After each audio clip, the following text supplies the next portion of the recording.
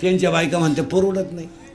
1 रुपयानं दूध वाढलं, 1 रुपयानं, तर नोकरीवाल्याची बायको म्हणते दूध प्यावा का नाही.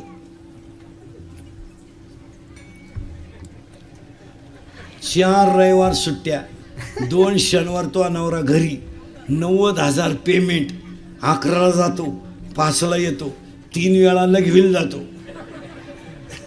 पेमेंट किती आहे? 90,000. किती रुपयानं वाढलंय? 1 रुपये. ती म्हणती दूध प्यावा का नाही. तो नवरा दूध पितो कधी बाई? तो नवरा जे पितो ते 72 रुपये पावशेर आहे.